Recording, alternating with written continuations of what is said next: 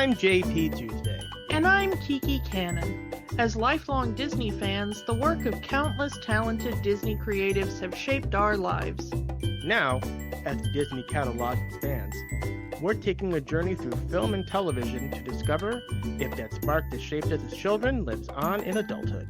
Does your favorite Disney media still cast that same spell? Join us as we find out. We are Rewatching the Magic. Hi, Kiki. Hi, Tuesday. This week, we are talking Ed Wood, both the director and the 1994 biopic by Tim Burton. We're back into the Tim Burton movies, and it is, I believe, Burton's first biopic. And it is about the man dubbed the worst director of all time, Edward D. Wood Jr., also known as Ed Wood. Yeah. Boy, 1994, it does not seem that long. About 30 years. Yeah, it does not seem that long. So before we really get into the discussion of all of this, Ed Wood is an R-rated movie. So we are going to be having an R-rated conversation involving several subjects that are not going to be suitable for the little ones. So if you are one of our listeners that like to listen with their little ones, you might want to skip this week's episode. We will have something family friendly next week, but you might wanna not have the little ones around for this episode. Yeah, sorry. It is very interesting that all parties involved in this movie, not just Tim Burton, but the writing team of Scott Alexander and Larry Karaszewski. I hope that's pronouncing the name right. They are a prominent Hollywood writing duo, probably best known for writing children's movies, specifically the Problem Child movies.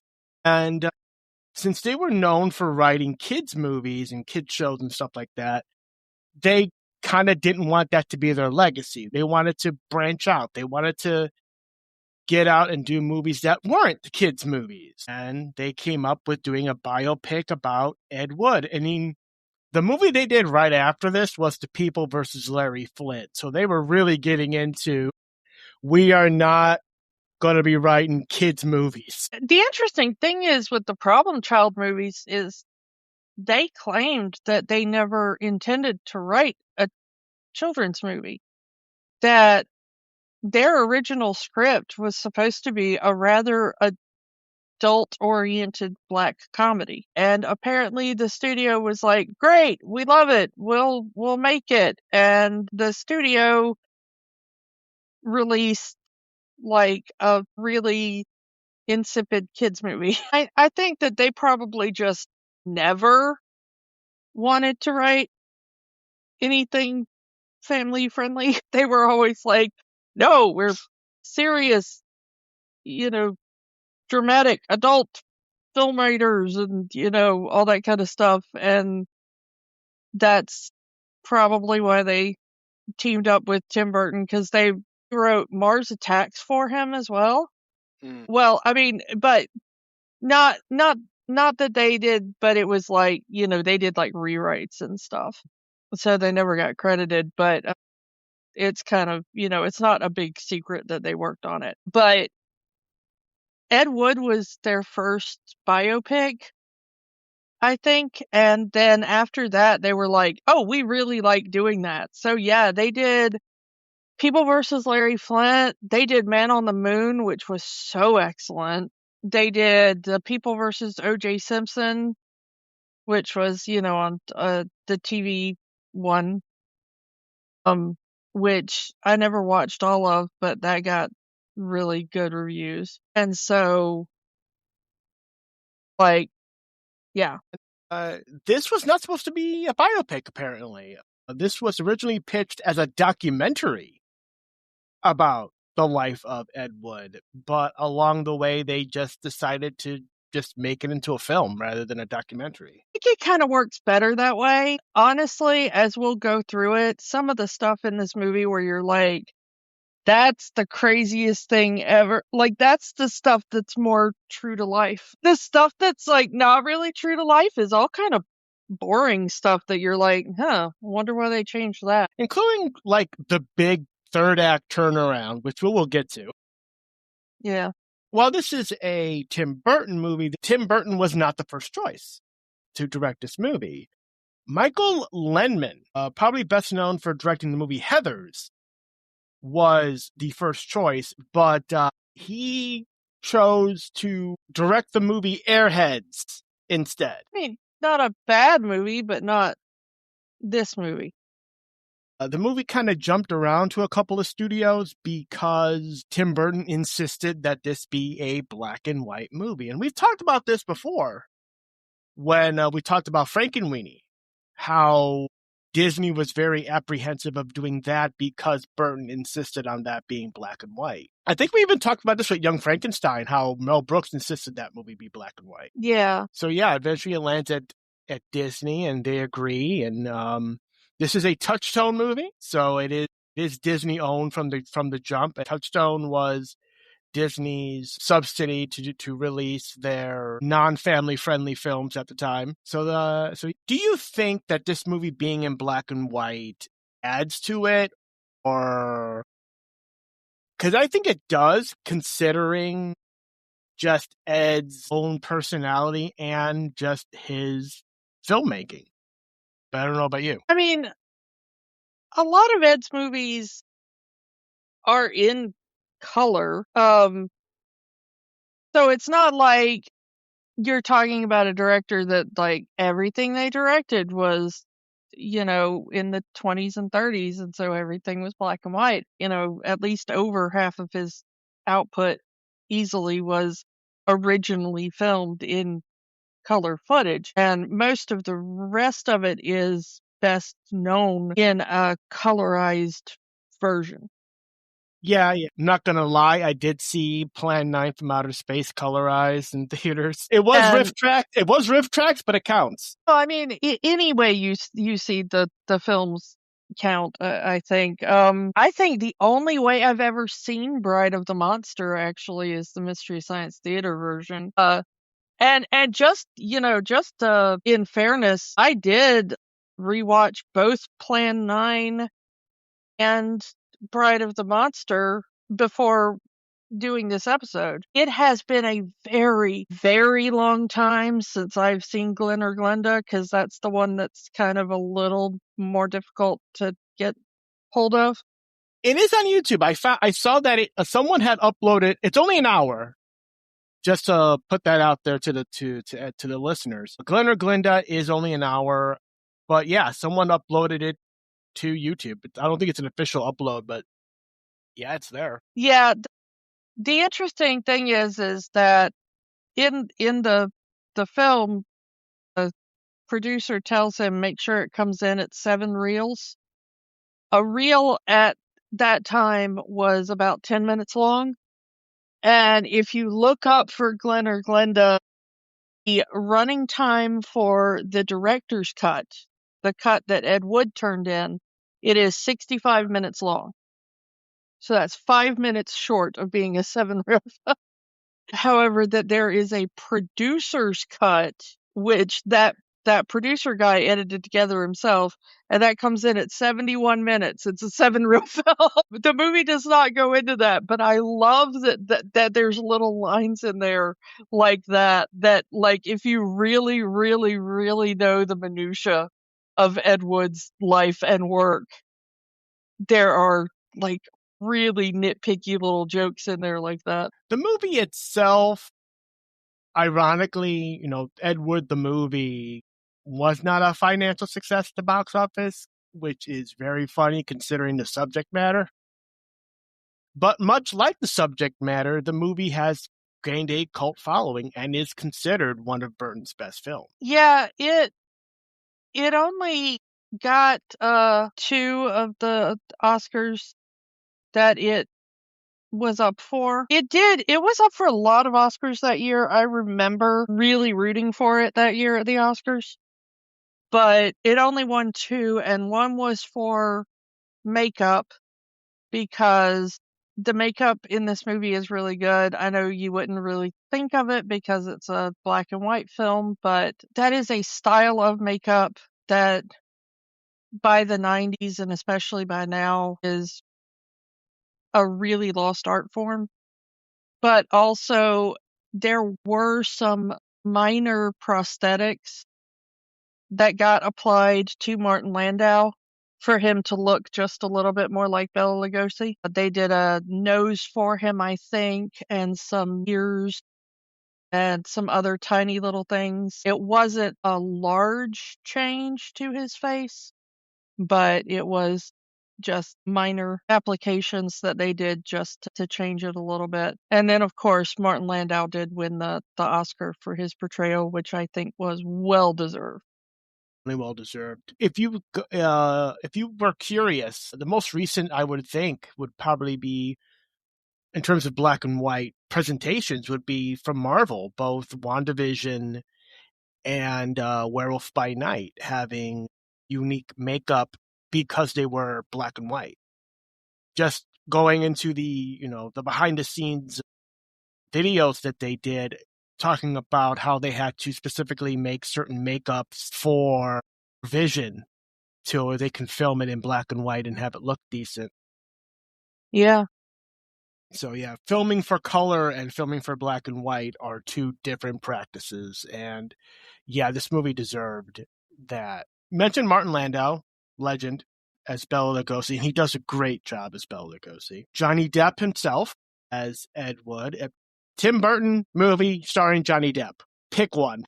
Yeah. We've talked about this before, how Johnny Depp as an actor tends to kind of become the character he portrays. And yes, he looks like Johnny Depp.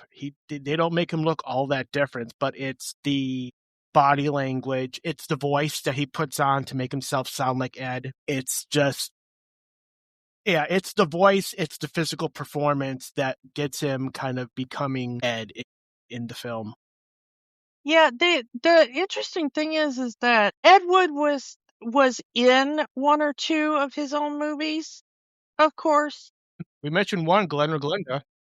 However, there's not because he was never a legend in his own time. It was only after the fact that he became kind of infamous. It's not exactly like we have, here's an hour with Ed Wood talking about his films or what, we don't really have footage of him just kind of being himself. So Johnny Depp actually had to kind of work backwards from the little footage that he had and from other people talking about what Ed was like in his real life, and then kind of come up with a character, sort of, because there wasn't enough footage of him, just being himself. And he also said that Tim Burton wasn't the one that introduced him to Ed Wood's movies, because he had also worked with another director that I love, John Waters. And John Waters was a huge fan of Ed Wood's movies. And apparently when they worked together, John Waters had sat him down and shown him some of the big hits. Yeah, he was in Crybaby. Took me a second. Johnny Depp was in Crybaby. So that was when he found out about Ed Wood as a filmmaker, because apparently on their off days, or when they became friends or whatever, John Waters was like, "Wait, you don't know who Ed Wood is? Like, you have to. Oh, you have to." So, when Tim Burton approached him later and was like, "I'm thinking about making a movie about Ed Wood," Johnny Depp was like, "Yes, you son of a bitch, I'm in." That, interestingly, Dolores Fuller, who is played amazingly by Sarah Jessica Parker in this movie, Dolores Fuller was, a lot of these people were still alive when this movie came out. And when somebody asked about it, she wasn't super happy with the way she was portrayed because she had some nitpicks. Like, they show her smoking in the movie, and she was like, I was always against smoking. I never touched a cigarette in my life. And she was also, like, very unhappy that she was just kind of like Ed Wood's girlfriend who was trying to be an actress, when it turns out that, like, Dolores Fuller actually did, like, a lot of rewrites on his script, did some editing, did some, I mean, she did, like, a lot of stuff to help his career, or attempt to help his career. And she felt that the movie didn't really talk about all the contributions she made. But she said that, interestingly, Johnny Depp really did bring across the spirit of the Ed Wood she knew. So whatever he did, he apparently did it well. And the people who really did know Ed Wood said that Johnny Depp kind of nailed that portrayal.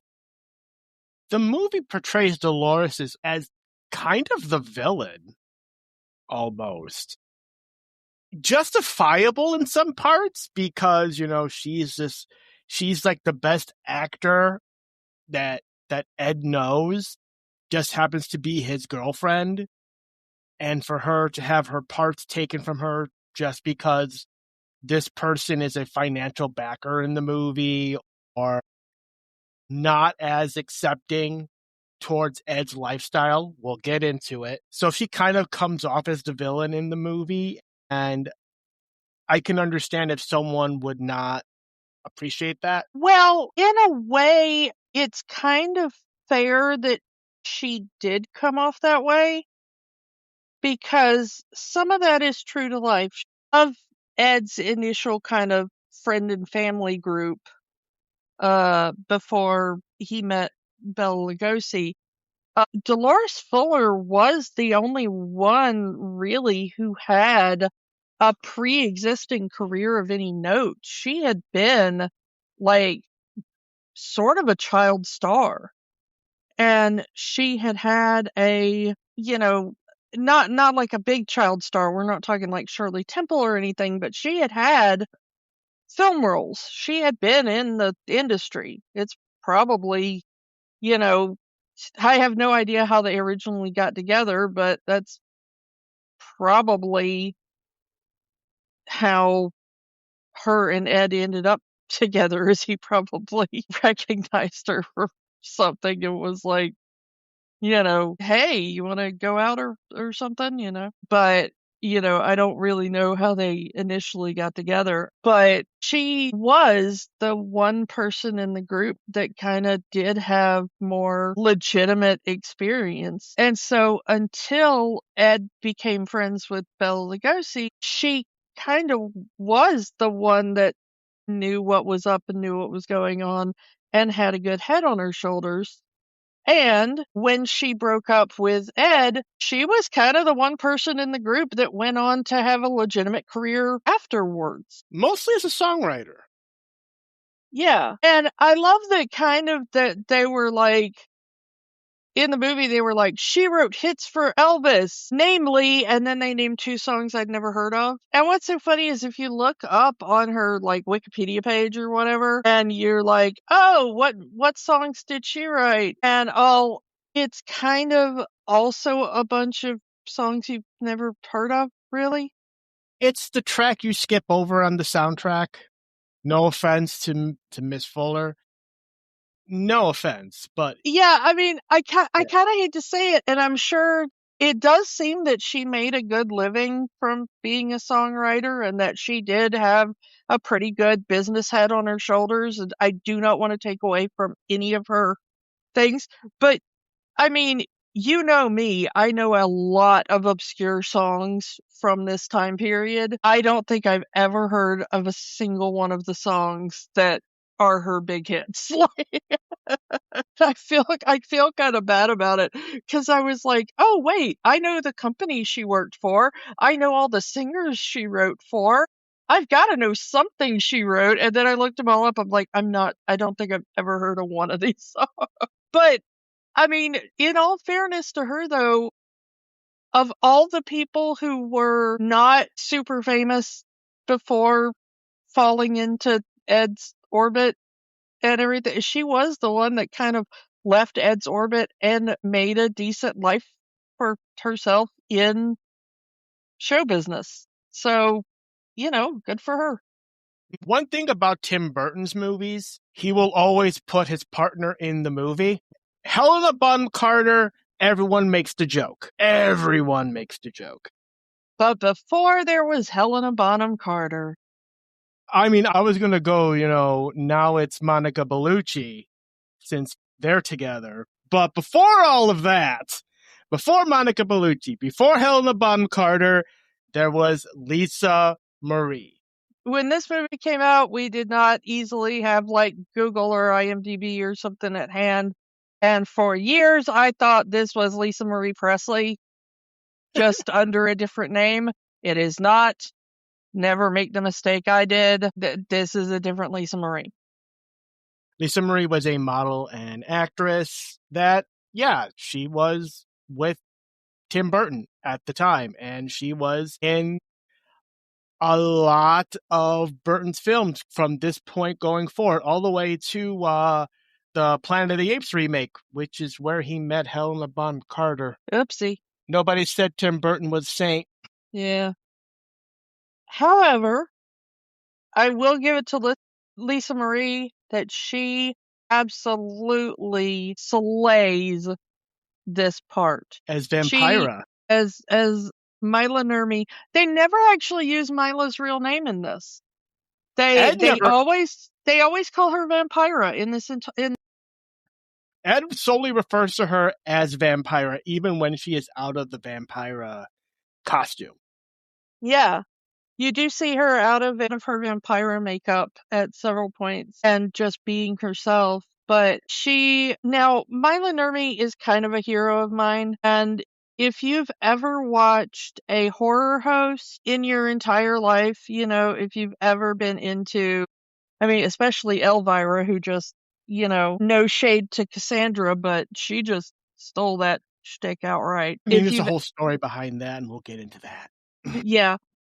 If you've ever watched, Svengoolie, if you've ever watched Joe Bob Briggs, if you've ever watched Mystery Science Theater, honestly. Yeah, I was going to mention that, yeah. Yeah, every single one of those people owes everything they have to Mila Nurmi and her creation of Vampira, because she was, as far as anyone can tell, the originator of the idea of we play a movie and someone comes on the TV and makes jokes about it. That's it. She was the first, as far as we can tell. Mila Nurmi tried to make a resurgence of the Vampira character in the 1980s. Then her producers thought she was too old and decided to hire a young comedian named Cassandra Peterson to be the new Vampira. And then she said, nope, I'm out. I'm taking my character. I'm going home. You're Elvira now. That is the origin of Elvira. Yeah, there was a lawsuit, and the reasons as to why the lawsuit was dropped are sealed and have never been publicly released. So, yeah, nobody's exactly sure. At least nobody publicly is exactly sure the details behind that, but that's where it ended up. And of course, it was not, Disney would not admit it for years. They wouldn't admit it until like 2012 or something. But Mila Nurmi was also the life reference for Maleficent. So if you, like me, are a big fan of Maleficent in her original iteration, that is Mila Nurmi. And if you go and look at Mila Nurmi and look at her in the Vampira makeup and the way she moves her face and stuff like that, you can see it. Probably one of the most interesting. It's a cameo. And I want to mention it here, but we'll mention it more as when we get to that part of the movie. Vincent D'Onofrio makes a cameo in the movie as Orson Welles. He kind of looks like Orson Welles, sure, but that's not his voice. The minute I'm at that part of the movie and I'm seeing Vincent D'Onofrio and I'm hearing the voice is saying, that is the brain. And sure enough, that is Maurice LaMarche dubbing over Vincent D'Onofrio doing his Orson Welles impression. Because nobody does that better than Maurice LaMarche. Yes. And Vincent D'Onofrio did, in his younger years, share more of a look with Orson Welles, but he has never really been able to sound believably like Orson Welles. And so I think Tim Burton did the right thing. He got one guy to do the body and one guy to do the voice. Yeah. And again, if you know Maurice LaMarche, again, if you've watched a single episode of Animaniacs or Pinky and the Brain, you know that voice. So it kind of kicks you out of the movie for a second. And even the dubbing is a bit off, but I think that's intentional since this is a movie about Ed Wood. Yeah, the interesting thing is like I said with the Lisa Marie thing, it wasn't like you could just get on the internet and find out all this stuff in a minute and a half like you can now. Maurice LaMarche is not credited for that voiceover. So when I was watching this movie when it first came out, you know, even then I was already a fan of Ed Wood. I was a fan of Tim Burton. I was a fan of like all the actors in this movie. So I was like, yes, please, I'm going to see this movie. And I'm watching this movie for the first time and I'm like, oh, look, it's Vincent D'Onofrio, because I already knew him from other stuff by that point, of course. And he starts talking and I'm like, that's not Vincent D'Onofrio's voice. And then I'm like, that's the brain. And so I look in the credits and there's no credit for that. But I'm like, for years I was like, but that's his body, but that it sounds like but there's no credit for it. Like you can't put somebody in a movie and not credit them. Well, now I know better, but like, it threw me off for years where I was like, either Vincent D'Onofrio does the best Maurice LaMarche as Orson Welles impression that I've ever heard, or that's Maurice LaMarche. And it turns out that's Maurice LaMarche. Bill Murray as Bunny Breckenridge, Ed's drag queen friend. Bunny was only ever in one movie, and that was Plan 9. He plays the leader of the alien invasion force. But he was a big person in Ed's life, a really solid friend to him. So it's a really good part for Bill Murray, and he plays it very well. I mean, it's Bill Murray, and what can you say about Bill Murray that hasn't already been said? Yeah. A couple of people that I had forgotten was in this movie, which are Max Casella, who I think we've mentioned before. You'll remember him if you're our age because he was on like Doogie Howser and everything, but he also went on to be on like Boardwalk Empire and Sopranos and stuff. We talked about him because he's in Newsies. Oh yeah, we did talk about him in Newsies. I knew we had talked about him before on the show, but he's in here as one of the two guys. He plays Paul Marco, and Brett Hinckley plays the other guy, Conrad Brooks. And Paul and Conrad were always just these two guys that Ed would get to just be like actors in the background or cameramen or prop guys or whatever he needed. These two guys were just the kind of all around dudes that Ed would get. So they're in there. And then Juliet Landau was the one that I always kind of forget, even though she's got kind of a big role. That's Martin Landau's daughter. But again, if you're the age that Tuesday and I are, you're going to remember her best as being Drusilla from Buffy and Angel. And she plays Loretta King, who is the actress that causes so much trouble between Dolores and Ed. We'll get into that. And then one of the ones that I had really, really forgotten is that Rance Howard, who is the father of Ron and Clint Howard, is the meat packing tycoon that funds part of Bride of the Monster. because his son, who, well, he's a bit slow, but he's good looking, and he might make a good leading man, like he's that guy. Uh, that's Ron and Clint's daddy. I had forgotten he was in this. And one more I'll throw out there. George the Animal Steel, professional wrestler, as Tor Johnson, professional wrestler. It's typecasting, I tell ya. Know much of Tor Johnson's wrestling career. That was before my time, but George the Animal Steel is a wrestling legend in the 80s. Famously was in Ricky the Dragon Steamboat's corner when he faced the Macho Man at WrestleMania. So that's probably his most well-known match, if you want to go there. George the Animal Steel was mostly known to me during his wrestling career as being that guy who is so hairy. Oh my goodness. Yeah. You could see it a lot in this movie too. Every time he's got his shirt off, it's just like, ah. Yeah. So let's kind of get into the movie, the plot here. I'll throw it out there. I love this opening credit sequence because it's a nice blend of what Ed was trying to do. A lot of stock footage from other movies, plus a reused idea, because the opening scene with the actors' names on the gravestone from the original Frankenweenie, which itself was an homage to Hollywood monster movies, the Universal monster movies. Yeah, and probably to Ed Wood. Yeah.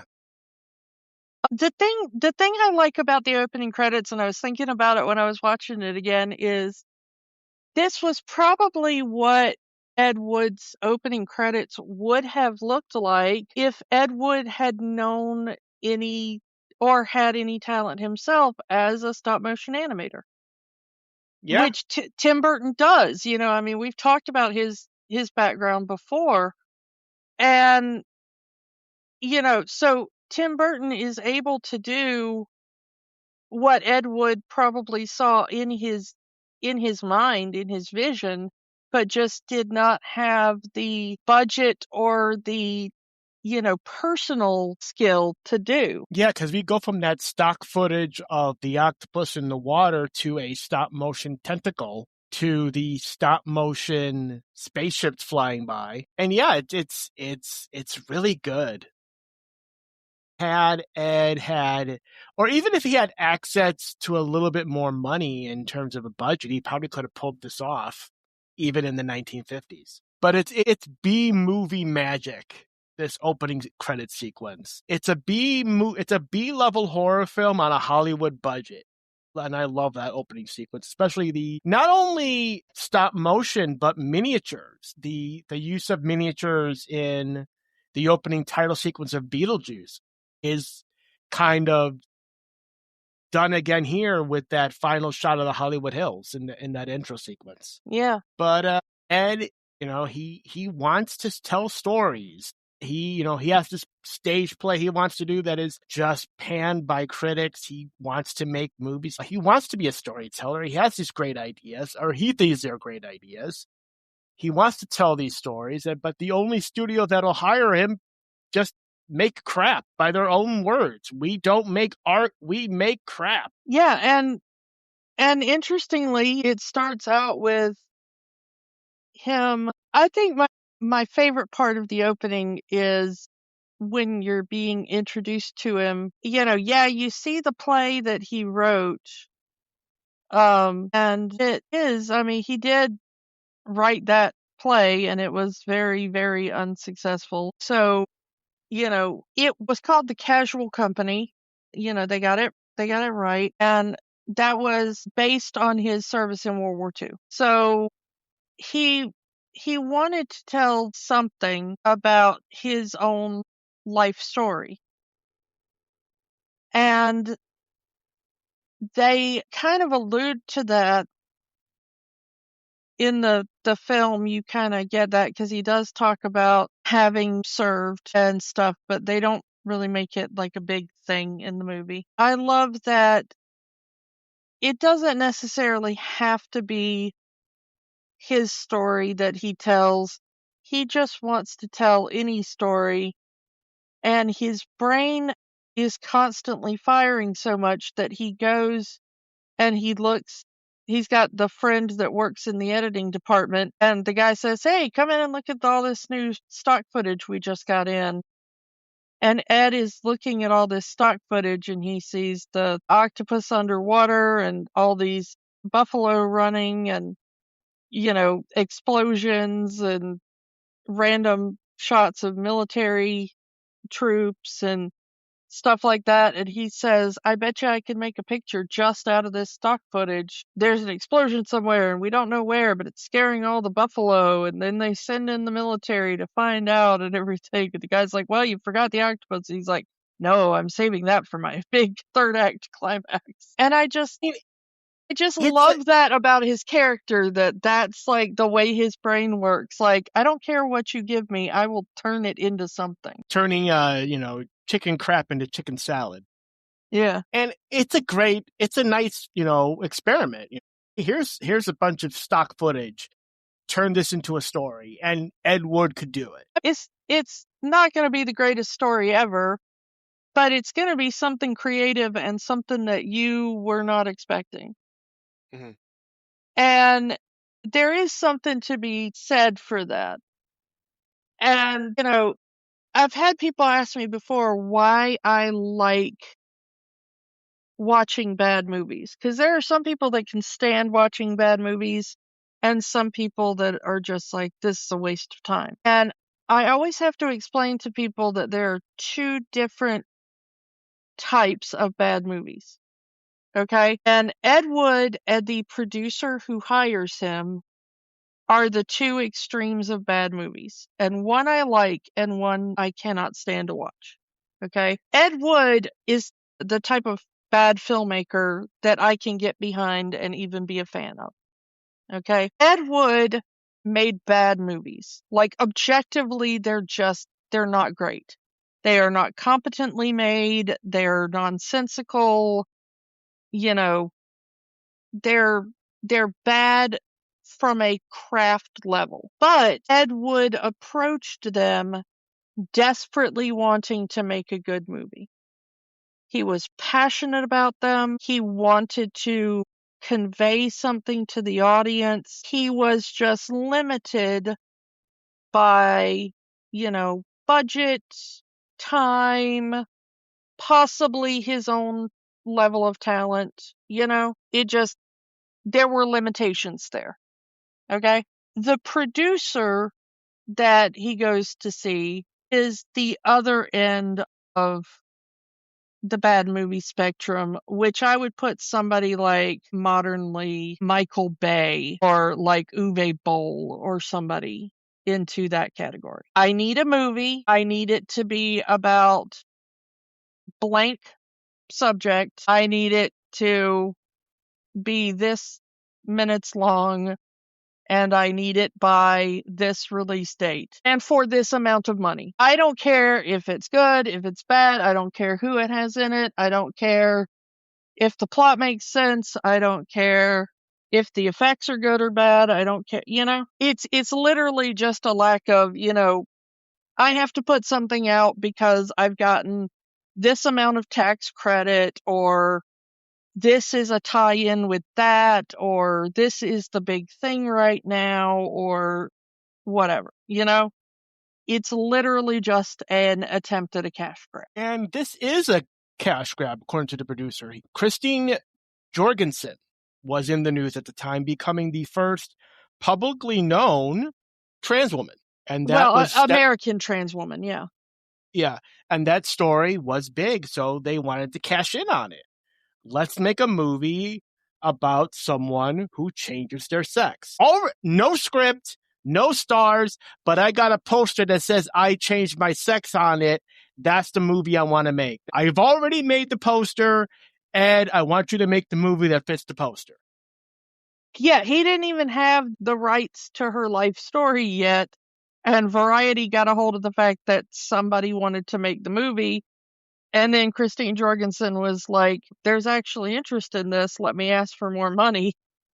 And he was like, yeah, I don't even need it to be about her. Just make it about like a random person. I don't care. This is why Ed wants to make this movie so much. He's saying, I'm the one you need for this movie because that's me, let's get into it. Ed was a crossdresser. In his word, now, I will say the word, this is the word that Ed described himself as, was transvestite. He likes to wear women's clothing. He tells the story that he used to wear women's underwear underneath his fatigues in the war.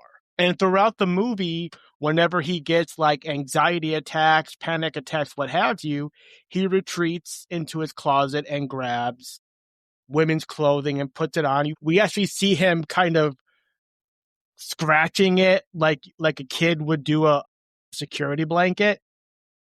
Yeah. And particularly, he loves Angora, like Angora sweaters and things made out of Angora wool. And that is accurate to life. He loved Angora so much that he actually used it as one of his like nom de plume when he didn't want to use his real name on a script. He would use the last name Angora. I forget the first name he used, but it's like so he used that. He also used one of the other ones he used was like his favorite drink, like his favorite alcoholic drink, but spelled backwards. That was like another one that he used. But very interesting man. But yeah, he might have called himself something different if he were alive today, with the terminology. But he always claimed that he only had a sexual attraction to women. He never claimed any sexual attraction to men. And he never claimed to feel like a woman. He never seemed to have any sort of transgender notion. And like we just said, that was known then. There were people who had started going through sex change and gender confirmation surgery and stuff like that as a process. Even there is a side plot where his friend Bunny does consider having what they call in the film a sex change operation, what we would call now gender confirmation surgery. In real life, Bunny never, he talked about it for years and never did any kind of gender transition to the point where, always kept he, him pronouns, never really did any sort of gender change to any kind of point like that. But the thing is that, if the name Breckenridge does sound familiar to you, though, it's because some of the stories from Bunny Breckenridge's life were told to Gore Vidal, and Gore Vidal turned that book into a fiction book called Maya Breckenridge that you may be familiar with. Later turned into a movie and stuff as well. So that's why the name Breckenridge might sound familiar to a lot of you. But anyway, yeah. They gloss over it in the movie, but there is a part in the movie where Bunny is supposed to go to Mexico to have an operation, start hormones and go through the operation and everything, and he comes back and he's no different, and they say, hey, I thought you were gonna go to Mexico and have an operation. And he said, yes, well, I went, and then there was a car crash, and everything happened, and that really was what happened, that he had like a really horrific car crash and never went on the pursuit of the operation after that. Who knows? A lot of the movie and a lot of Ed's life was just him wanting acceptance, whether it was acceptance as a filmmaker or a storyteller, or yes, as a crossdresser. Hell bent on getting that first film made. The movie that would eventually become known as Glenn or Glenda, because he wanted, acceptance for his lifestyle. Now, at the time, Glenn or Glenda was panned for its subject matter, was the 1950s, even now, which is sad. It's 2026, and even now, anything that's not, quote, heteronormative is kind of shunned. I mean, not to get political, but we're getting states now that are just straight up passing anti-trans laws. Yeah. But I will give it to the movie that one thing I love about the movie is that the film itself treats Ed's transvestite nature as both a big deal and also kind of not. Like, it treats the characters who treat Ed's desire to cross-dress as kind of the villains in the movie. Anybody who has a problem with it is shown in a really bad light, which for 1994 was very progressive. Yeah, and like I said, including Ed's own girlfriend, who, at one point just loses it on the set of Bride of the Monster, calling them all freaks. And that, I think that she is quite right in a way that all of Ed's friends and coworkers are freaks. That was one of the really cool things about Ed Wood's movies, and one of the reasons why I think he has so many fans is that it's not just like people who love bad cinema or whatever. It's like he kind of surrounded himself with a lot of outsiders. He had a way of sort of picking up, for lack of a better term, a lot of broken people, Especially Bela Lugosi at this point in his life. Yeah, we'll get into Bela Lugosi in just a second, but I already mentioned Bunny. Like, he didn't even put Bunny in a movie until Plan 9, which in this film is like the third act kind of crowning achievement of Ed's life, is the way it's positioned, He's made several movies before that. And even when he needs cross-dressers and transvestites and, all that kind of stuff for Glenn or Glenda, he doesn't put Bunny in the movie. And Bunny was a well-known drag queen. But Bunny's just his friend. They hang out together. They go to wrestling shows together. They're just friends. Yeah. And a lot of the people in this movie are like that. And they change how he meets Bela Lugosi in this. That is kind of the one thing that they do change, and I kind of am like, why? But the in the movie he meets Bela Lugosi because he sees Bella testing out coffins, which I love. I mean, it's a good scene,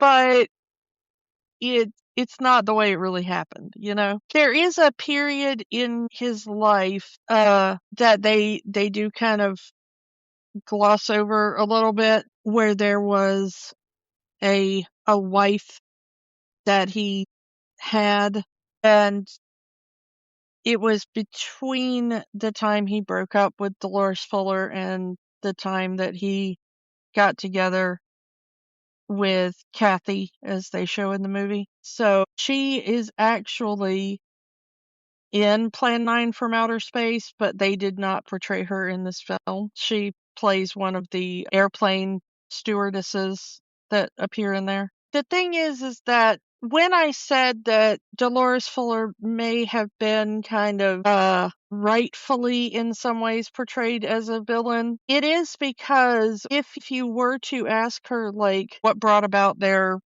breakup, she basically put it all on the fact of his cross-dressing. She was like, I was never that weird. She was like, I did love him, but that was just a thing that I could not go through, Too much for her, huh?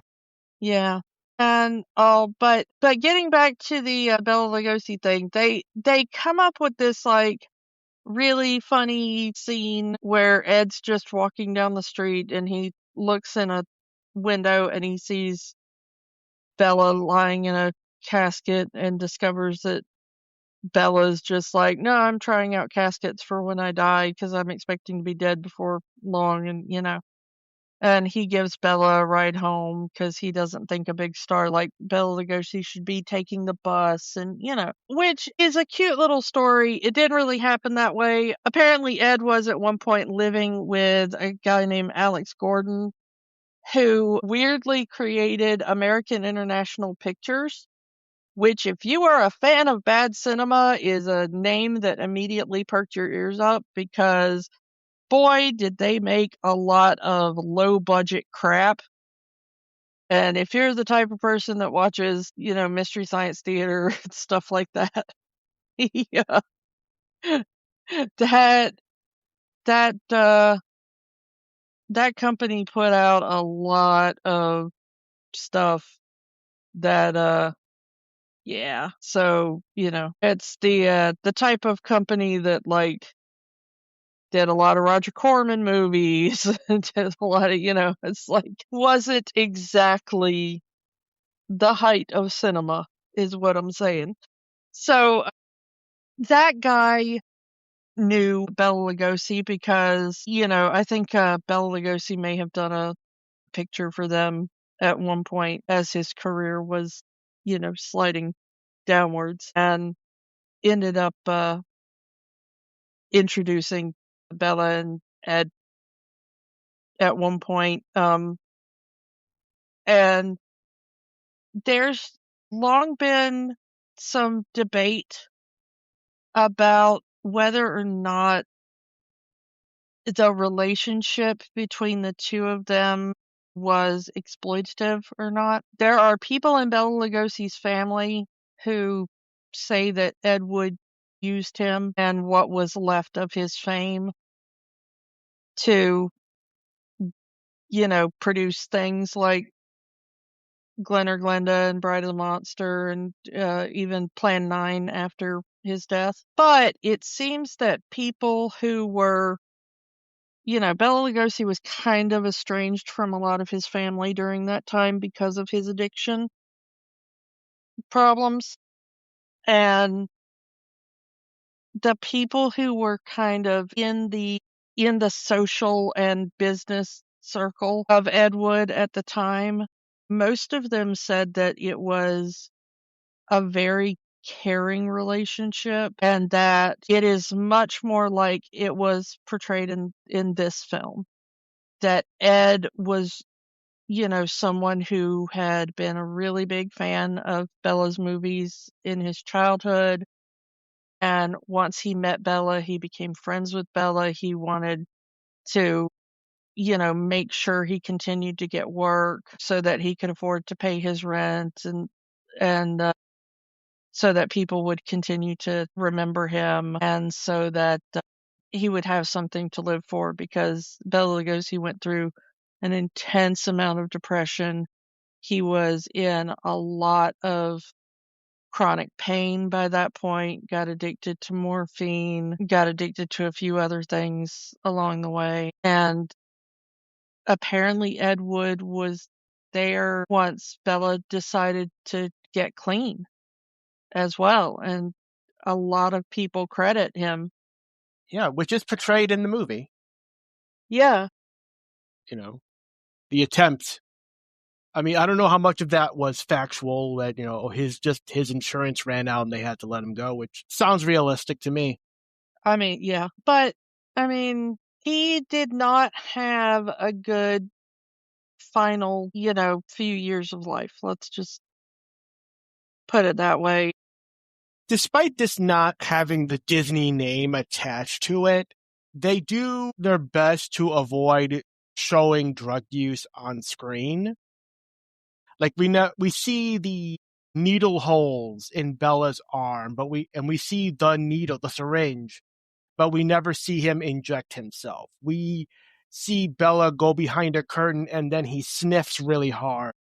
And then he comes out energetic, but we never see the white powder. This is a somewhat Disneyfied version of Ed Wood's life, yes, and also of Bella's final years. There are stories from people on the set that, like, at the worst of his drug addictions, that he would just scream out that he wanted to die, or, things like that. I mean, times were very rough for Bella. His money problems were even worse than I think that the movie portrays. Well, they don't show it. They do talk about how Bella is taking up playing Dracula on stage because that's really all people want to see him as. He's not getting a lot of movie roles, but hey, come be in our production of Dracula on stage. And how much of it is him wanting to do it versus, hey, I need the money. I mean, there was a point to compare something, to compare a different actor's career. Adam West still dressing up as Batman in the 80s doing, mall openings or whatnot. Yeah, the thing is that the part in the movie where they say that, where they have him buried in his Dracula cape and the full costume and stuff, that part is real. I mean, that is how he was buried. However, it was Bella's ex-wife that apparently made that final decision. The movie says apparently he left it in his will or whatever, and for years that was the rumor. And I don't know how that rumor got started, but I grew up believing that, because I mean, he died in the 50s. So, I mean, it was like the known thing growing up if you were a fan of that kind of stuff. Like, and when Bela Lugosi died, he left it in his will that he wanted to be, But apparently that was his ex-wife, in being like the kind of next of kin or whatever that was in charge of his funeral plans, had him buried that way because she thought it was what he would want. He never seemed to be ashamed of the Dracula part. The stuff that he didn't like was anytime he had to do something that had to do with Frankenstein, because he considered that beneath him. But he didn't mind doing the kind of gothic, the more extreme, I'm trying to think of the way to put it. He liked being the sultry, gothic, refined guy. That was what he liked playing. He didn't like doing broad comedies or, whatever like that. He didn't mind playing a mad scientist like he didn't mind, as long as it was dignified. That was kind of his thing. And he felt that Dracula was a dignified character. And so he never seemed to want, as far as I ever really have found in reading on him over the years, or, looking at interviews or anything,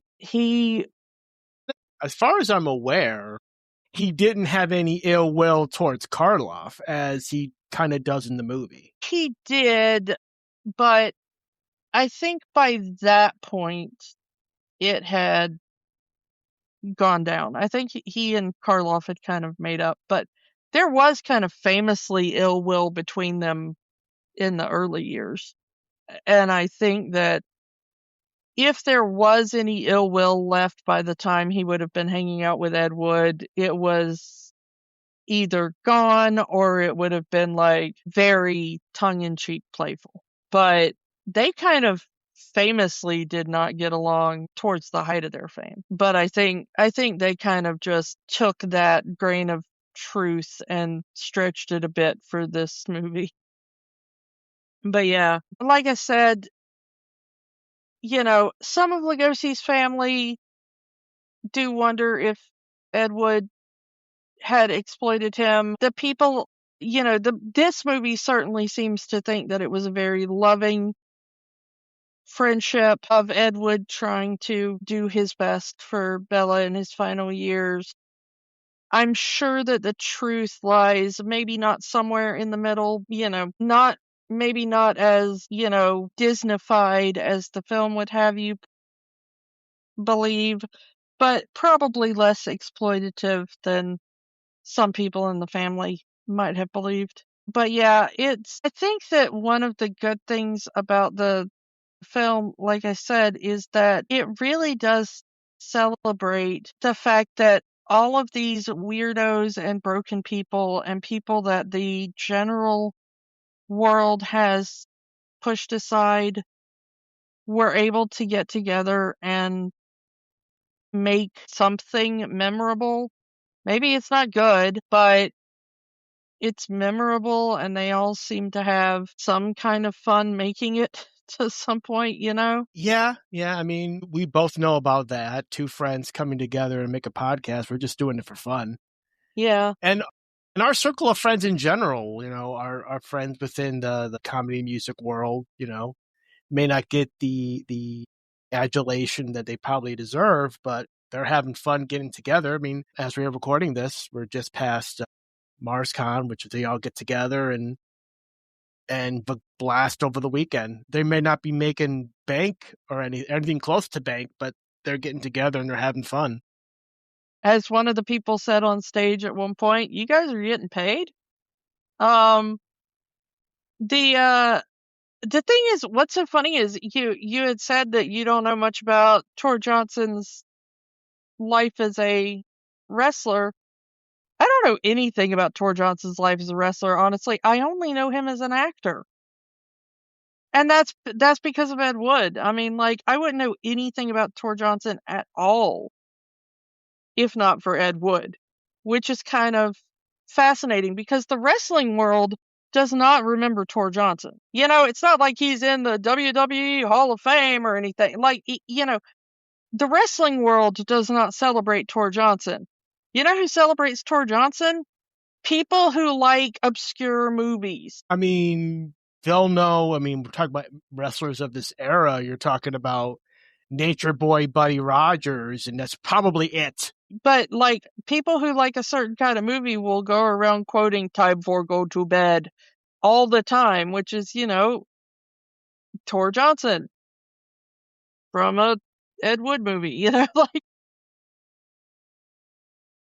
Ed Wood's famous one take filming style. Yeah. I mean, we'll put that on t-shirts and throw pillows and stuff. It's he's great. If you've got Tor Johnson merchandise, you don't have it because you're a wrestling fan, you have it because you're a movie fan. And I think that's kind of interesting. He's that guy. I will give it to George the Animal Steel though, is because I do remember him, he doesn't have the most famous wrestling career. And I do remember some of the heights of his wrestling career. Like I said, the match he's most famous for is one he's not even in. Yeah, no kidding. But I gotta say, as an actor, he is hilarious in this movie. Yeah. His portrayal of Tor Johnson is just a comedic win all the way through this film. Funny enough, the movie keeps kayfabe. Yeah. Because they go backstage after the wrestling show is over because Ed is amazed of how Tor can command the crowd and I need that guy in my movie. So he goes backstage and Tor and his opponent are still in character. Oh, you got lucky today, Tor. I'll get you next week. Yeah, because, I mean, kayfabe as a general rule had not been broken by this point. I mean, this was the 50s. They were still having wrestling to keep was real then. Yeah, wrestling was real then, quote unquote. They still had to keep it up around the marks. So, it was oh, there's somebody that I don't recognize. I still gotta hate Tor, Yeah.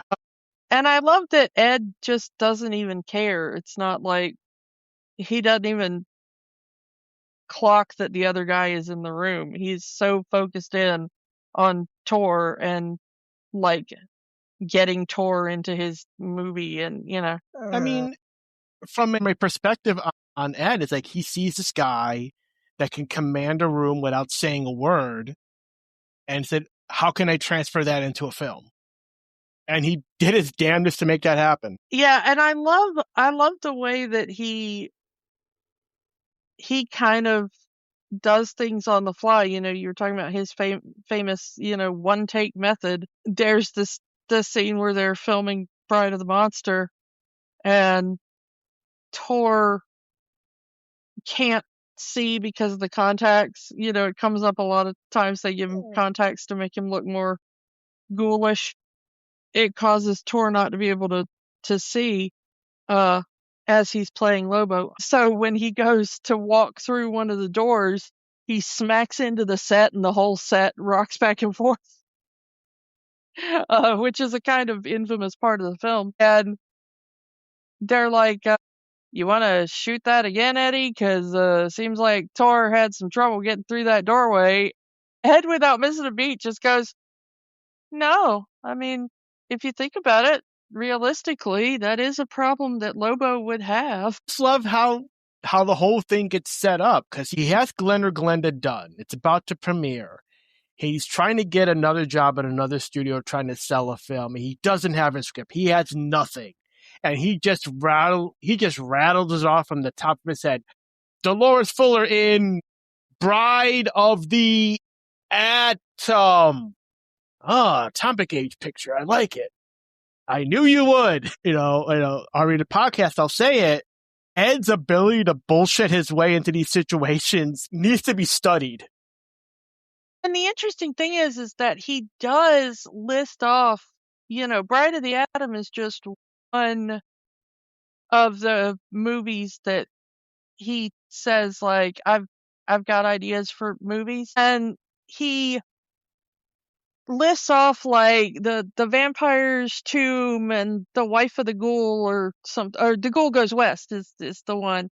All that, it's stuff like that. He lists off like a bunch of them, and then one of them is Dr. Acula, which, if you're a fan of Scrubs, you know the Dr. Acula joke, and that's where they get that. All of these were actually real projects that Ed Wood intended to do at some point in his life.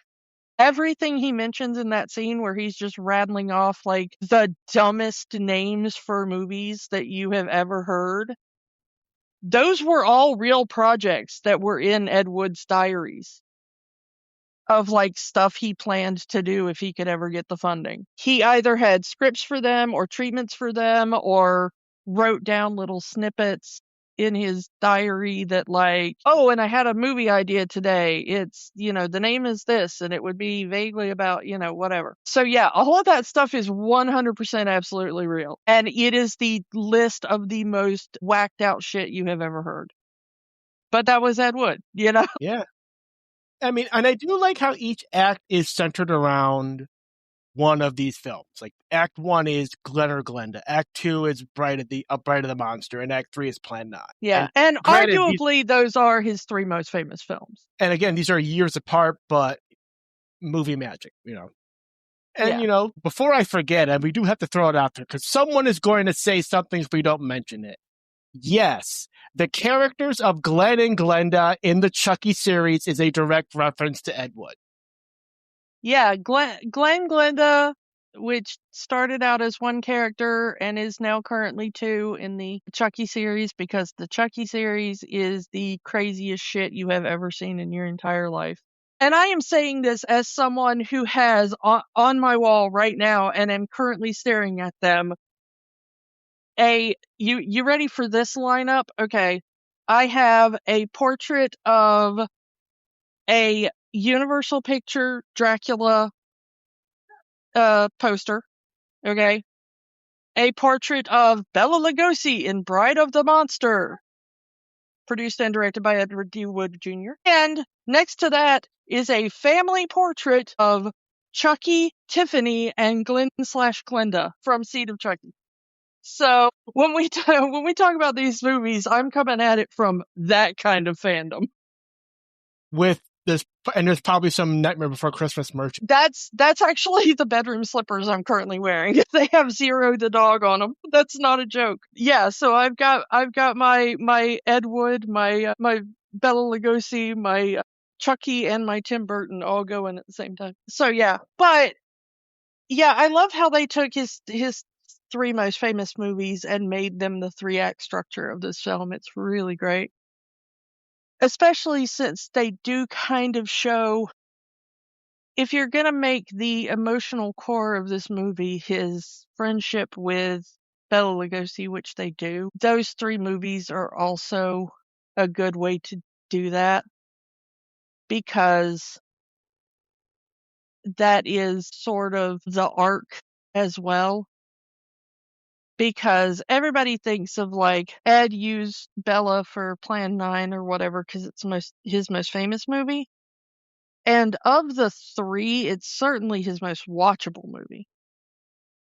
Like, if you're just going to watch it as a film. But as the movie he used Bella in most, it's Bride of the Monster.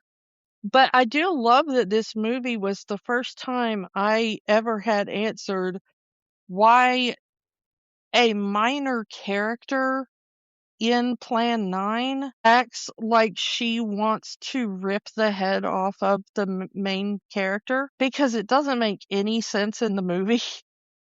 And I'm like, it feels like some sort of backstory was cut. Well, it wasn't cut from the movie, it was real life, because they absolutely, one of the other things I love about this movie is how much they nail getting footage right that is either from real life that we still have or from the films themselves. So whenever they do like recreations from the Vampire TV show or recreations from any extant footage we have of anyone from Ed Wood's life, any of the like the Criswell appearances or something, which, we will just mention in passing. The guy who plays Criswell is a garbage human, but his performance of Criswell is actually pretty true to life. Criswell himself, not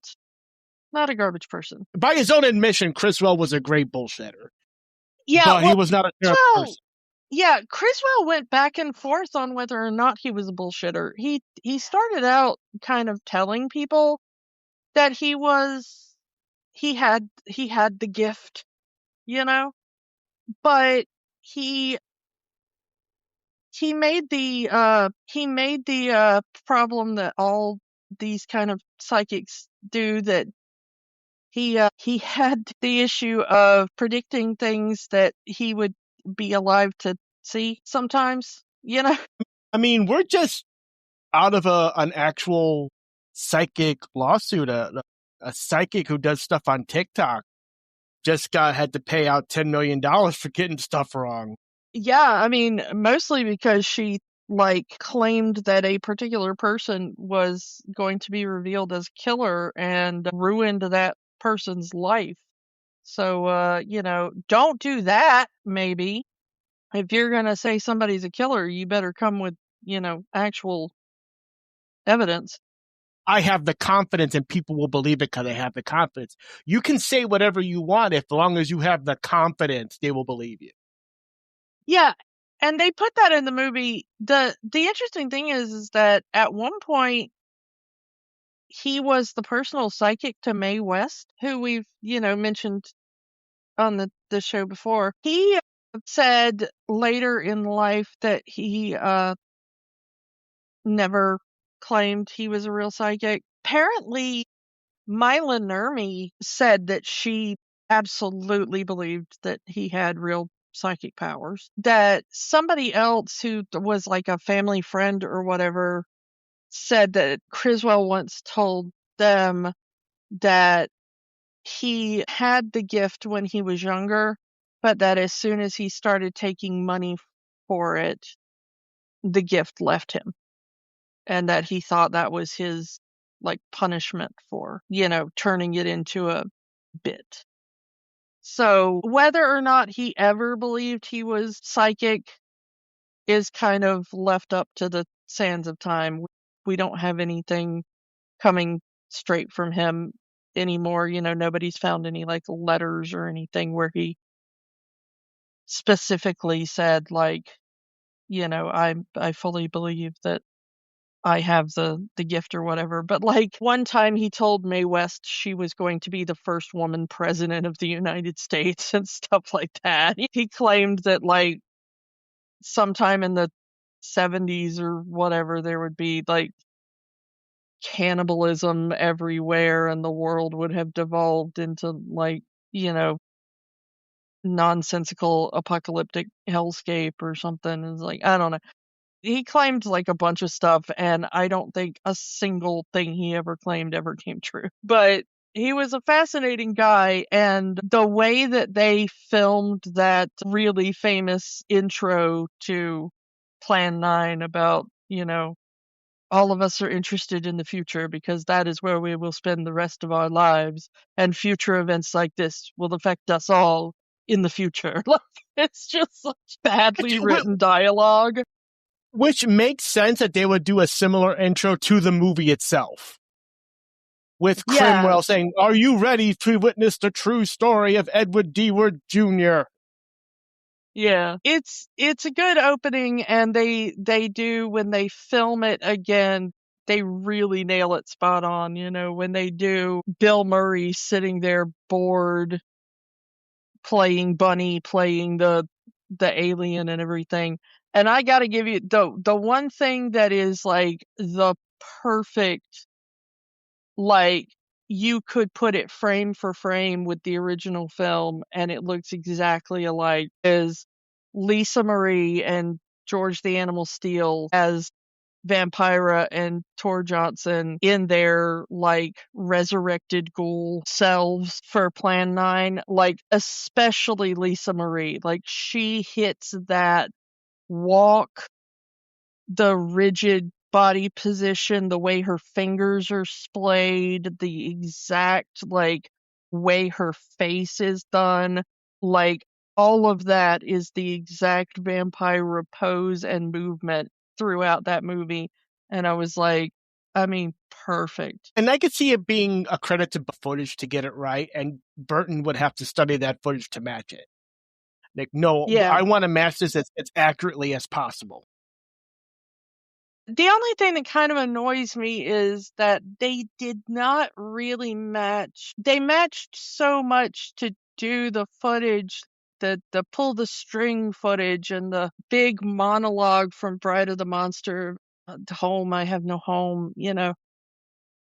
They really do match that pretty well as far as that, even though it's filmed from a different angle, because you can also see Ed's reaction to it off camera, but they do so well. And Martin Landau, of course, is the absolute star of this film. I mean, his Bela Lugosi is just the bright shining beacon through this entire film. But they don't bother to match like the house and stuff. And the thing is that we have footage of the actual house and everything. It's in Plan 9.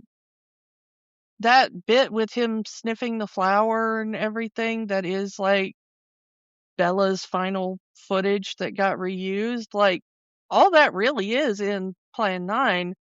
And you can see that house and everything. And they didn't bother to get a house that looked like that, or at least put up like, a pasteboard recreation of the outside of that house for like a week for filming or whatever. And I was like, those houses still exist in California. Like that house probably still exists in California. You can just get it for filming for like a couple of days. Like what the hell? The way the movie portrays it, and you can judge for yourself how close that is to their actual relationship, is that Ed truly loved Bella, and he wanted to do right by Bella. Again, as far as this movie is concerned, when Bella is kicked out of rehab because his insurance ran out, he says, I want to do another movie. At this point, Plan 9 is not even an idea yet. He is just filming random scenes because he knows that making movies is the only thing that's keeping Bella going. Yeah, So it's he's the just only gonna. thing that's keeping him clean. It's the only thing that's giving him a purpose. So there is no movie. He is lying to Bella there. And he is just making up stuff on the fly and just filming with whatever clothes Bella has and whatever, camera is in Ed's house with whatever footage. That's why when Bella says, "Don't we need a sound crew and whatever?" No, because all Ed has is his home movie camera. This is Manos the Hands of Fate at this point. It's like all we have is a home movie camera, and that's it. It doesn't record sound, and that's why Ed goes like, "No, this is just background footage. It's second reel stuff." It's like, well, no, it's because you're a liar, but for the first time in the movie, Ed is lying for like a really sweet reason. Yeah, he's lying throughout the whole movie to kind of push it, like I said, bullshit himself into a career. But he's doing this final string of bullshitting because he genuinely cares about Bella, and he knows that making movies is the only thing that's going to keep his friend alive. So he's just doing whatever just to keep his friend alive. And when Bella passes, it genuinely affects him. Because, again, this is not just my favorite actor died, and I want to do right by my friend. Yeah, I mean, that is the movie does get the funeral wrong.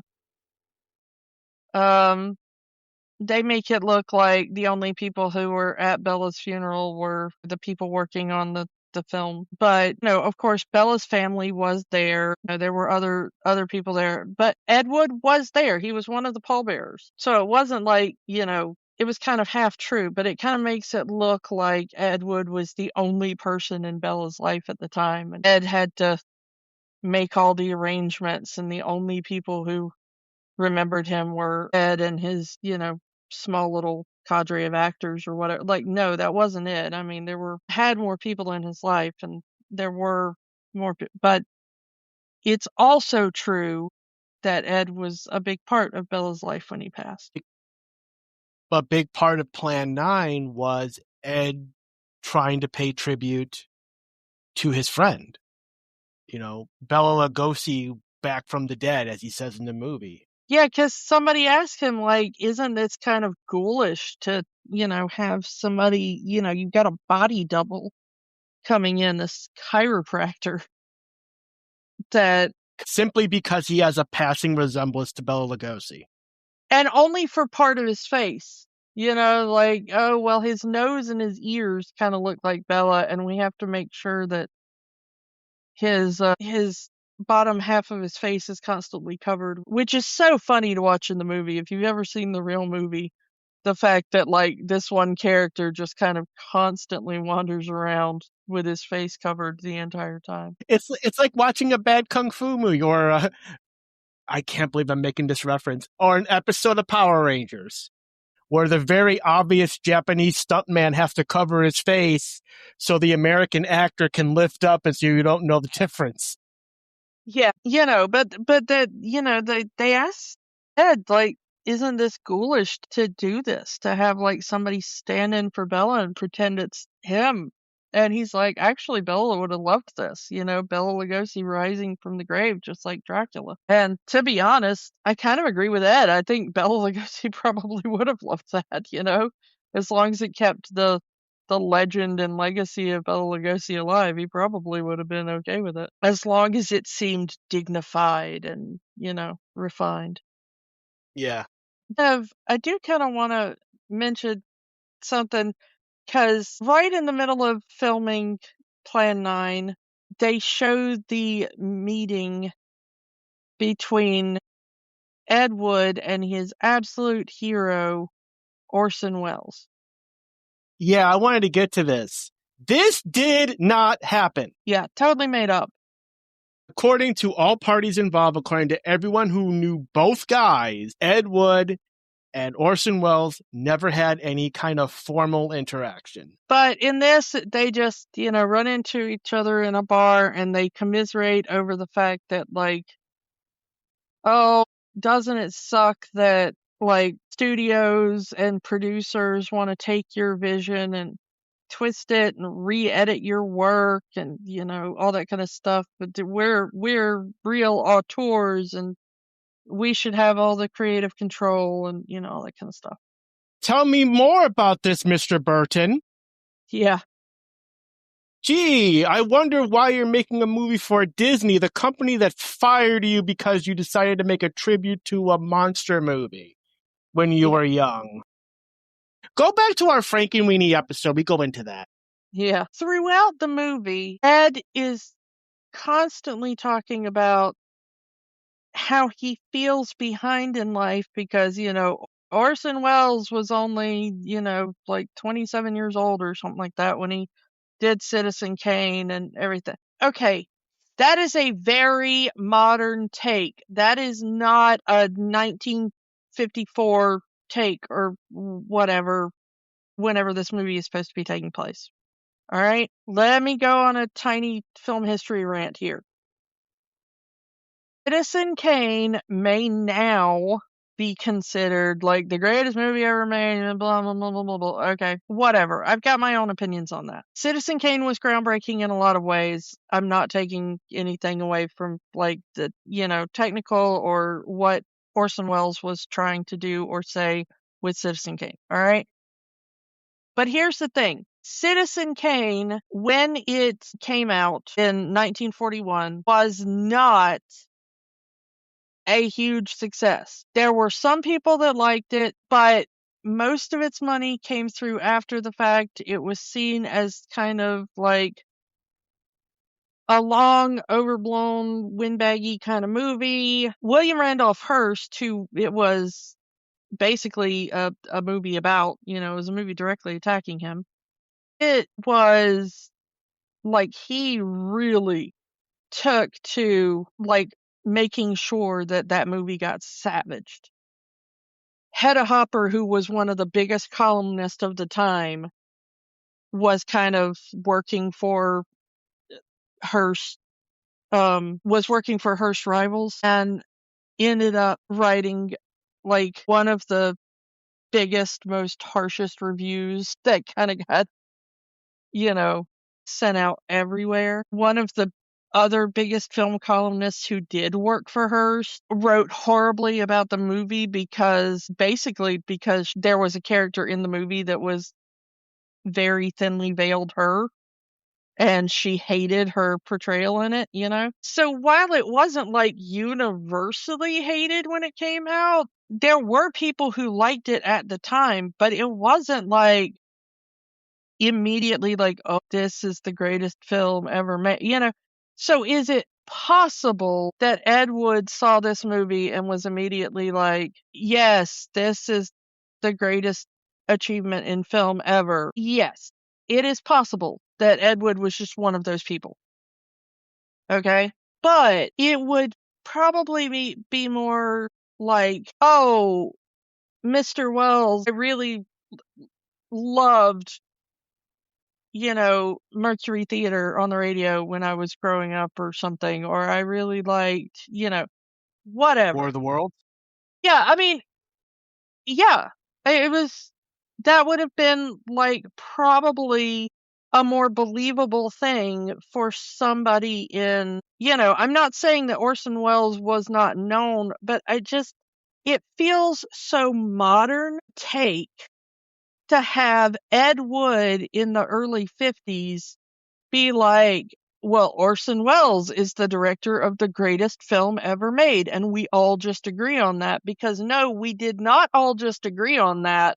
It wasn't until decades later that, like, professors at film schools kind of started reevaluating the movie and was like, well, actually, now that we're decades away from it, we can see that a lot of directors now are using these filming techniques or these story techniques or these, whatever.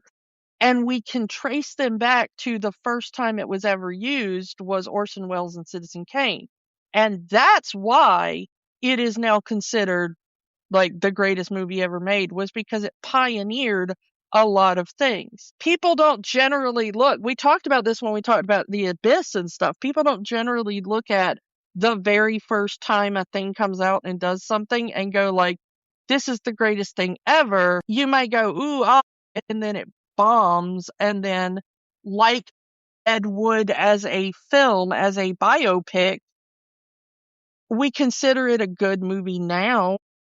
Most people watching it will consider it a good movie and an important kind of addition to the film canon, but at the time it wasn't like a big box office hit or anything. Or Ed Wood's films in general. Like I said, they were critically panned back then, but... And they would be critically panned now. They still suck. I mean, let's be honest. Yeah, but people would at least go back and see, okay, I know, I can see what Ed is trying to do. He just didn't have the budget. He didn't have the studio backing. He didn't have the talent to tell the story he wanted to tell. Yeah.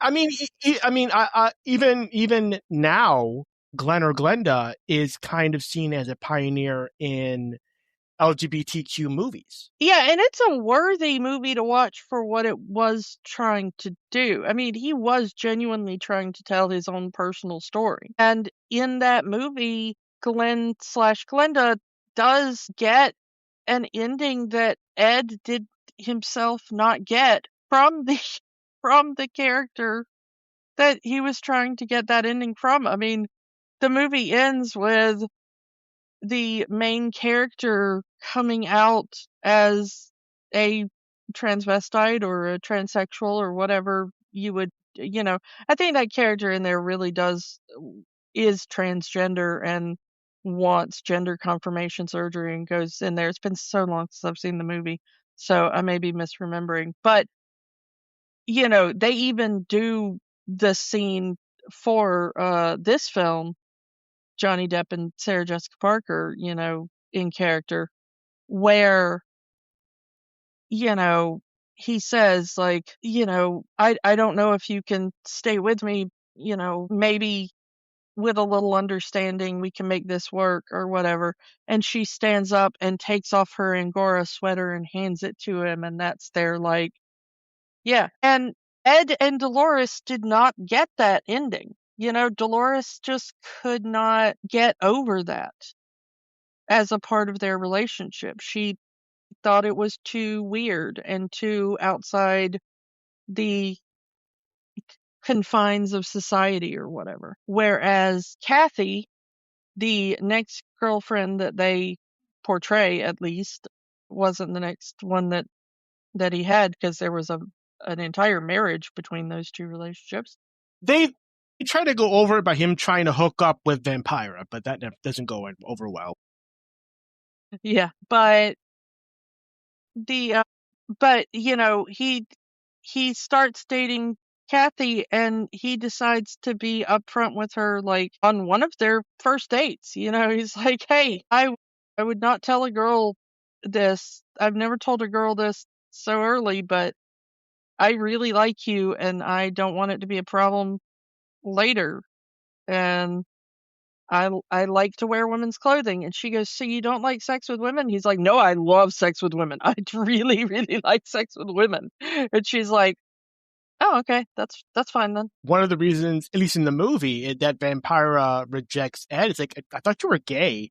No, I'm not gay. I just like to dress as a woman. Yeah, and I mean, and at the time, that was the understanding. Like, the only time you ever really saw men dressed in women's clothing was either as a comedy bit on TV or in a movie, where it was very clear, like, I am an actor doing this for comedy. Ha ha. I have put on a dress, but I still have a mustache. Isn't this funny? And then the other thing was, I am a gay man and I am in drag. This is my profession. And that was it. Like, that was the two contexts that most people had in this time. In the 90s, if you were going to see a man ever admit to wearing women's clothing, it was going to be one of those two things. I am a gay man who is a drag queen as a profession, or I am a male comedic actor, and sometimes I do that for a comedic bit, but we are all understanding that this is a bit for comedy. You would just never see a man say, like, yeah, this has nothing to do with my sexuality. I just like these clothing. Hopefully we have come farther. And I like the way that the movie, like, finally, especially in his big kind of third act scene where he tells the Baptist where to shove it. I had forgotten about what is now my favorite line from this, where he was like, "These Baptists are so stupid, stupid, stupid." Ed does make a point when trying to sell it to the Baptists. It's like, you make a movie that is going to sell, and then you use the profits to make the movie you really want to make. And we've talked about this fairly recently when we talked about Jim Henson. He didn't want to make all of the Kermit the Frog Muppet movies. He wanted to do, Dark Crystal and Labyrinth. And all that kind of stuff.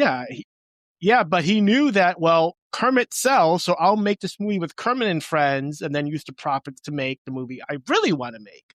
Or Pixar, we'll make Toy Story 5, but we'll use the profits from Toy Story 5 to make the movie we really want to make. Yeah. Or Blue Sky, we'll make Ice Age 17, but we'll take the profits from that and make the movie we really want to make. Unfortunately for this Baptist church, Ed Wood is not Jim Henson, and this movie made $0.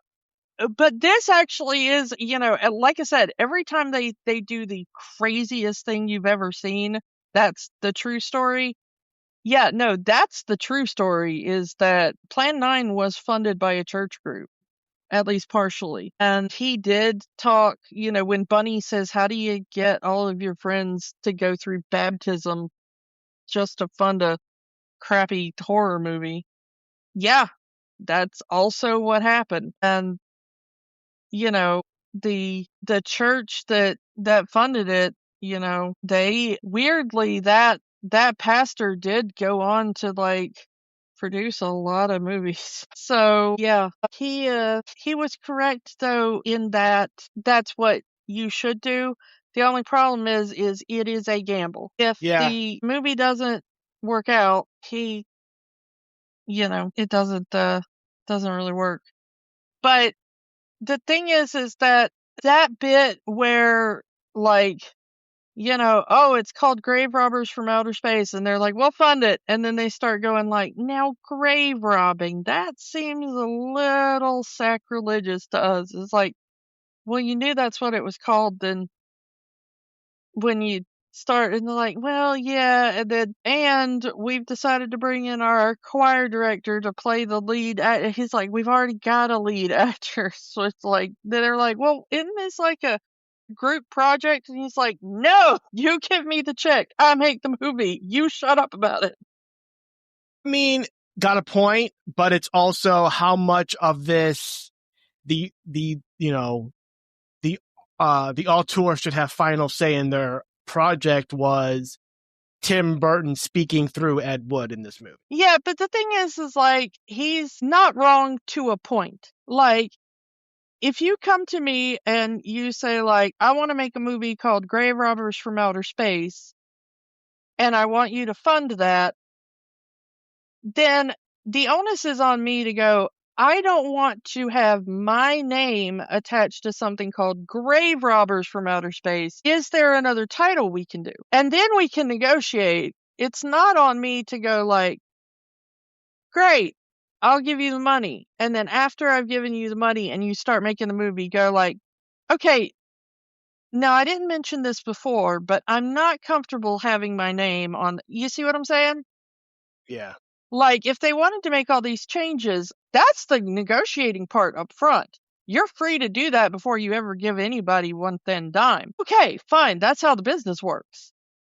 You want to make those changes, you want to request those changes. He had the script in hand. He had the title. He had the what, like, he wasn't changing stuff on the fly that, like, suddenly shocked them up until the point where he walked out of the dressing room in an Angora sweater. But, everything else that they were, like, suddenly demanding changes on, like, they knew all that beforehand. I So, mean, it's not like that hasn't happened in Hollywood, but usually those things are not that far. I mean, I think that the production of Plan 9 is exaggerated, but like you said, some of the things that feel exaggerated are things that actually happened. yeah, and the thing is, it's a thing that happens, but it's a thing that I think is over the line. You negotiate about things ahead of time before you say yes or no, and then you only negotiate about things that come up later on. Hey, we have to change this. Is everybody good with it? I mean, the scene with Orson Welles, he even says, hey, they want Charlton Heston in my next movie, and they want him to play Mexican. It's like, I'm not really comfortable with that. Yeah. That's the point you do it. You don't get halfway through filming that movie and then go like, you know what, I've decided I'm uncomfortable with the thing we're doing here. Yeah. But I do like that they do kind of, as much as I do like realistic films in this genre, I do kind of like the Disney-fied ending of they go to Plan 9 and everybody kind of likes it, and he comes out and he's like, this is going to be the one I'm remembered for. Let's go get married. And, then it kind of. Yeah, that the minute he says this is what I'll be remembered for, it really does feel like, let's put the Hollywood ending on this thing. At the same time, it's not a lie. It is the one he's remembered for. Yeah. But then he goes out and then he says, let's get married. Let's get married right now. Yeah. And I mean, they did go off to Vegas and they did get married. The problem is somebody later realized that, remember that little marriage that I talked about that the movie didn't talk about? It turns out somebody later on, like decades later, discovered that while Edward and his, very short, time wife there said they had annulled the marriage because it was a very short-term marriage. It turns out that apparently that annulment never went through, and apparently neither did a divorce, and nobody ever caught that. So it turns out that he and Kathy may never have technically legally been married, even though they were technically considered, like, everybody considered them legally married until the day that Ed died, because apparently nobody knew that somewhere along the line I didn't get dotted or a T didn't get crossed or whatever, and so the paperwork was never actually stamped as either annulled or divorced from his first marriage. So apparently it wasn't like his fault or anything. It wasn't like he was trying to go off and lie, because apparently that wife went and remarried somebody else too. So she thought that she was legally annulled and or divorced, but it seems that they may have never actually been technically legally dissolved that marriage. Oops. But he died before anybody discovered that, apparently. So he was with Kathy. They did go off to get Vegas to get married, believing that he was, legally free man of any other attachments, and they stayed together until his death. And as the movie states, Kathy never remarried. Apparently, by the end of his life, they were both pretty heavily alcoholic and did not have much money. There's not too much written on what happened to her afterwards, By the end of his film career, which kind of came about a good 10 years before he died. He was filming what even he knew were bad movies because they were now definitively sexploitation movies or just straight up pornographic movies. Whatever pays the bills at that point. He did get desperate enough for money that was what he did. He wanted to make good movies, and by the end of it, if you know one movie outside of the three mentioned in this one, it's going to be one called The Sinister Urge, which he made in the 60s, and that was kind of like a teen exploitation film, if I remember correctly. Eventually, he went from the exploitation films into just like straight up hardcore pornography, and that apparently drove him like really hard into alcoholism. The fact that he could not even, I don't know if he was ever like delusional about his own work, or if he was like, look, this is the best I can do with what I have, and comforted himself that way. I don't know. But I think by the time that he got to the point, there's a point, I think, when you're filming a certain type of adult film where you're like, yeah, I can't even delude myself into thinking that I'm making Orson Welles high art anymore, And I think that was probably when he really, yeah. Like I said, at that point, you're just taking whatever job you can get to put food on the table, and I can see him kind of going into a depression on that. He wanted to be a storyteller, he wanted to be a filmmaker, and it's just didn't pan out the way he wanted it to. And the fact that not long after his own death, that he was dubbed the worst director of all time, which I think does a disservice to him to keep calling him that. Because I can name a handful of much worse directors, as in less technically competent directors, that I still will watch their films, Yeah, I mean, I think a lot of people call him that because they're going by the available versions of the movie. And when I say that, when these movies were aired on television, when these movies were released on home video, these films were filmed in widescreen. But as televisions were at the time, were not rectangular, they were square. So you either have two options. You either cut the rectangular image into a square and you lose footage, or you open the mat of the rectangular into a square and you get more than you were supposed to.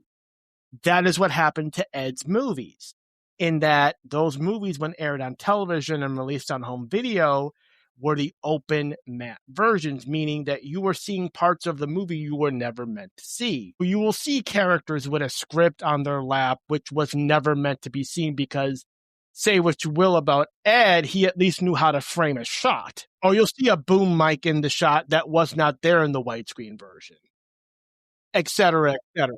And the thing is like, I'm not saying that even in the preferred cuts that Ed turned out, there's not tons of, filming mistakes and stuff. But, when I say it, I mean, I just think that some of the ones that I would consider like worst directors had not even started making their films when Ed got that title.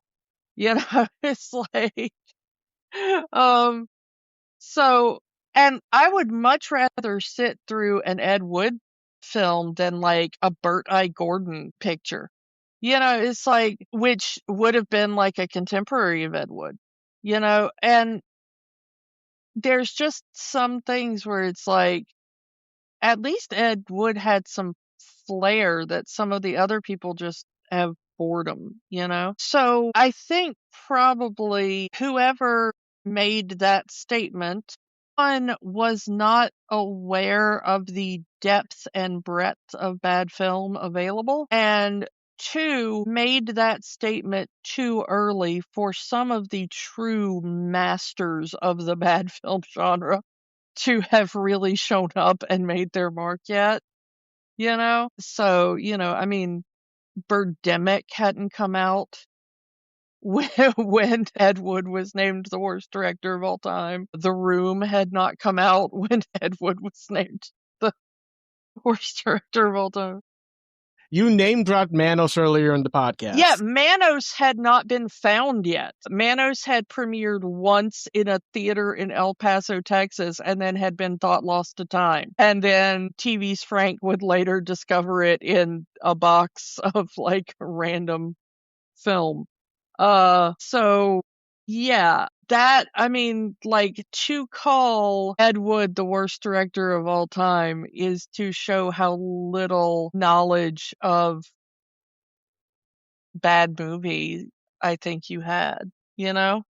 It was because Ed Wood's films got shown on TV, I think. And I'm like, dude, his films got shown on TV. He can't be the worst director of all time. It's like when you see someone like a YouTuber or someone on TikTok or Twitter saying such and such movie is the worst movie ever made or it's the worst movie I ever saw. And you just want to say, if that's the worst movie you ever saw, Yeah, if that's the worst movie you've ever seen, please watch more movies, you know? If The Last Jedi is the worst movie you've ever seen, you haven't watched enough movies. If Captain Marvel is the worst movie you've ever seen, you haven't watched enough movies, etc., etc. And also, apparently, the worst movie I ever saw just means had a woman in it. Yeah. But no, I actually do feel bad for Ed Wood. As a person, I think he probably deserved better.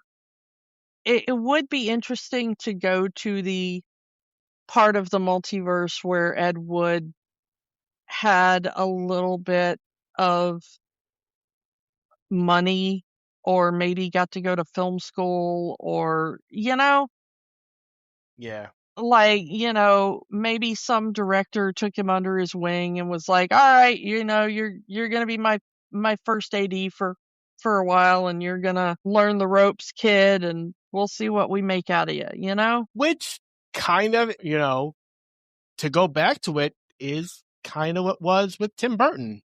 You know, Burton started out as an animator at Disney, and he got to, all right, let me take these resources and make something that I can show that I'm a director. And through all of that, ends up getting a chance to do Pee-wee's Big Adventure, and then Tim Burton became Tim Burton. Yeah. So put a whole bow on this. If Ed Wood had half the opportunities Tim Burton had, would he had gotten a better career? I mean, you can watch his movies and realize that, like you said, at least he knew how to frame a shot. At least the actors he worked with seemed to think that he understood certain things about, you know, acting as a general profession, you know, or the way a story should flow, or, you know, whatever.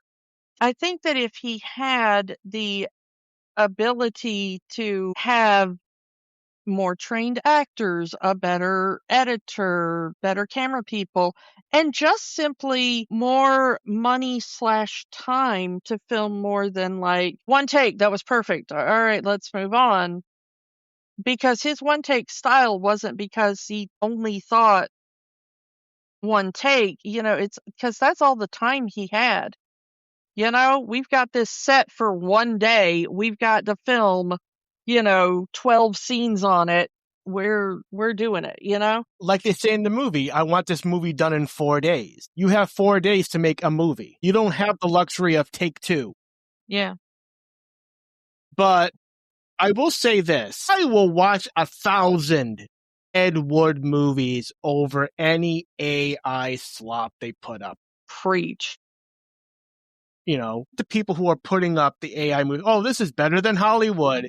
And it's just, there's no story, there's no flow. Say what you will, but Ed Wood knew how to do that. Yeah. So on that, Kiki, does Ed Wood have the magic? Ed Wood, the film by Tim Burton, and Ed Wood, the director, and his films, at least the early ones before he was reduced to some of the exploitation films. Yeah, all of that. Thumbs up to all of that. I agree. The film, Ed Wood, good movie, good biopic, told a good story. And you can tell, again, prior to kind of going into alcoholism and going into exploitation films, there was something there with Ed's films. You could see the something. 3 talked about in this film, I do recommend if you get a hold of them. And especially if you get a hold of Bride of the Monster in Mystery Science Theater form and Plan 9 from Outer Space in Riff Tracks form. Those are very fun. Bride of the Monster has an official upload from MST3K. I know that the Riff Tracks version of Plan 9, it may be up on YouTube on their official channel. It is definitely up on their Nebula channel, which I highly recommend if you do not subscribe to Nebula. Somebody seems to have uploaded at the moment the Glen or Glenda, which I did not see, or else I would have watched it before this. It's been a while since I've seen that one. Might treat myself. As for next week, we are going back to classic Disney. Of all of the Disney franchises, there is one we have not touched, and I believe it is time we go into it, and that is the Herbie franchise. Herbie the Love Bug. Good. I thought you were going to talk about that other automobile-based Disney franchise. We can if you want. I do not want. So next week, we are going to be taking a look at the original Herbie the Love Bug from 1968 with Buddy Hackett. I likes me some Buddy Hackett. I don't think I've seen this movie in like 20-something years, maybe even 30 years. Yeah, I definitely have not seen this movie since I was a child, yeah. So it's going to be fun to go back to the original. We've debated on which Herbie movie we were going to go. It was almost a Lindsay Lohan movie, but we decided let's go do the original before we do that. So come back next week for The Love Bug, and we will talk to you all next time. Bye. Bye. Don't let the magic stop here. Keep the conversation going. Find us on Facebook, Instagram, and Threads at Rewatching the Magic. We are also on Blue Sky, rewatchingthemagic.bsky.social. And new episodes are available at rewatchingthemagic.podbean.com and youtube.com/@rewatchingthemagic. Remember, the magic is for everyone. It only stops if you let it. We know that right now, things are tough. But in the words of Jim Henson, the only way the magic works is by hard work. But hard work can be fun. Check out our show notes for ways that you can help.